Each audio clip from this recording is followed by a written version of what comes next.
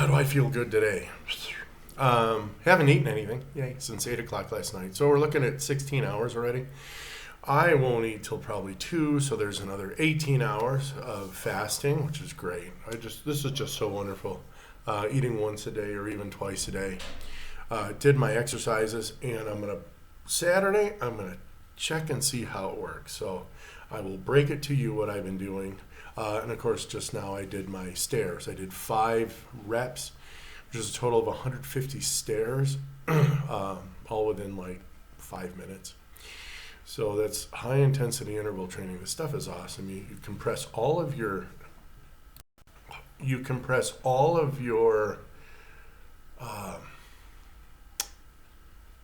exercise in a very, very small window. And I've been watching a lot of podcasts on guys who actually, they look like they know what they're talking about, okay, because they're ripped, they're cut. There's this one dude out of Washington State.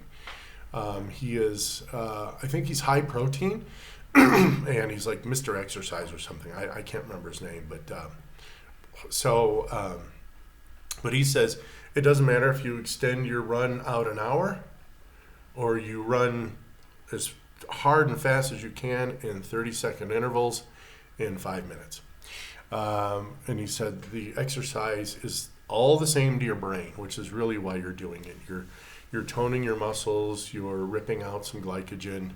And in fact, if you drink a little coffee before your workout, I think it spares a little bit and actually wants to eat your fat. So it spares some glycogen, but not at this high intensity. Oh, and the difference between doing a high intensity for a very short period of time, 5 minutes, and doing this run till you're out of breath for an hour is that will spike cortisol. So that uses up your adrenal glands because you feel like you're in a fight or flight situation. And here it's just quick hits. So last night I ate 6 chicken wings and some chicharron, just to get some crunch. And of course my Frank's mounted with butter. So again, the butter's for the extra fat, and the Frank's and the chili. Cayenne pepper I always heard was good for you anyway. Apparently there's a bacteria called pylori which gives you ulcers that hates cayenne pepper. So if you're big on eating the chicken wing sauce, the original Frank's Red Hot has cayenne pepper in it. It's not irritating, not like a serrano or a jalapeno in Mexico, or even a habanero. Of course, habaneros don't bother me. They're a quick flash. They're brilliant, bright. Oh, they spice you out, but within 5-10 minutes it's gone. Where the serrano will last quite a bit longer. It builds, but it lasts longer. So anyway, it's just, and then I put some Frank's on there, and then I sprinkle with the sawdust part of Parmesan cheese. I don't care. It's got 4 grams carbs, and then they say 4 grams of fiber, which they probably just add sawdust. Okay, so I'm getting 4 grams of insulin-containing, at that point, insulin spiking protein, but that's 4 grams per 100 grams. I think the entire container has like 10 grams of carbs in it. If you eat, you're just, nah. What I put on there is, if it's a gram, it's a lot. I've been really, really almost 0 carbs every day now. And I eat chicken, I'm eating my meat, I eat pork, I probably need to eat more fish. I do have some cans of savage salmon, salvaje, it means it's not on the farm, from Costco, and I'm going to go ahead and probably munch on some of that somehow today. I really just feel like I should probably grab some fish. If not today, then tomorrow, because it is Friday anyway tomorrow, so it's like Fish Friday. And I am technically supposed to be in this St. Martin Caballero fast, which I'm going to adjust a little bit because when the fast was instituted in the Middle Ages, they didn't know about my beloved Virgin of Guadalupe. So from the 13th of November through the 12th of December is when I'm going to respect the fast. And then, of course, my babe, my beautiful, beautiful mommy. This is the only woman my wife will allow me to love more than her. No, than she. Then she will allow me to love. Whatever the grammar is. Screw that. I'm not teaching English right now. So I love the Virgin of Guadalupe, and I don't know how you get closer to Christ than through his mom, but that's up to you guys. But it's just so wonderful to know that I have some protection, especially from Satan and all of his nastiness. I just don't see how it can go wrong. So I guess I'll find out. So anyway, exercise. Oh, it just feels so good. And it's over with quickly. I mean, I did my other little exercise, 5 minutes. And then this other, so I exercised 10 minutes today. And I'm good for 2 days on what I did for the secret. And I exercise Monday and Thursday for my heavy stairs. I don't mind doing stairs. I mean, it's wonderful. It works all of your muscles up and down.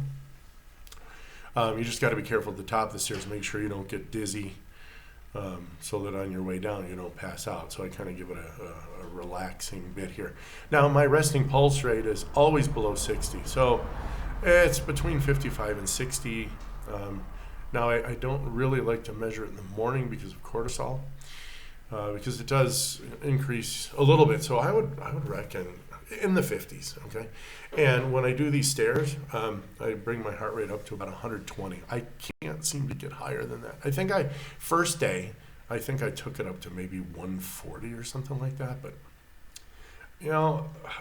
I go till exhaustion. So, and I don't get the burn, and, the burning, the searing pain. They said when you're doing low carb, high fat, you don't have this lactic acid buildup. That's what causes your soreness. And I know I worked out. I feel like, no, I don't get that. I mean, the muscle just goes, can't. And you're like, but I need, can't. The end, game over. And you're like, but it doesn't burn and it doesn't like collapse. It just kind of like your muscle says, done. You have used up what I got right now, okay?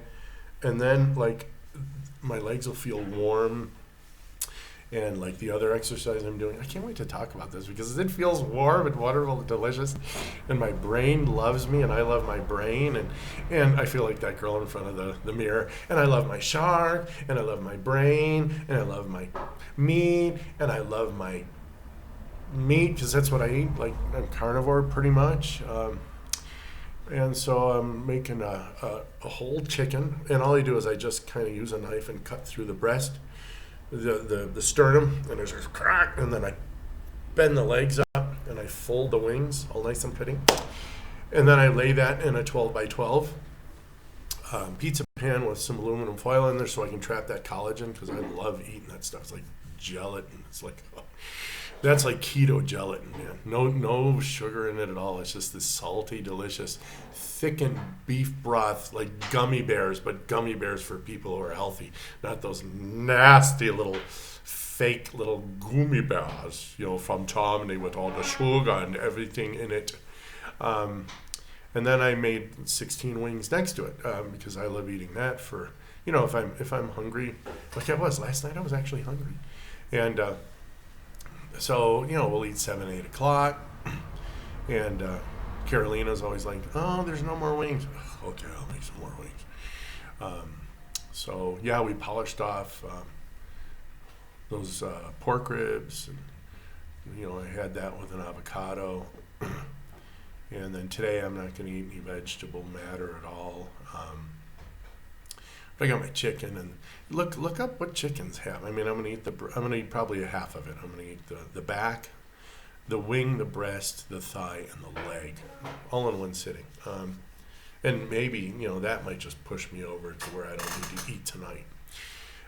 So look up all the potassium in that. Look up all the iron. Look up all this stuff, man. And I imagine I'm hoping the meat's pretty well raised, and since I don't feel toxified and I don't have any symptoms of kidney or liver or any dysfunction, obviously, I mean, I would know. I would feel horrible. I would feel drained. So apparently the meat's good enough. So that's about it for now.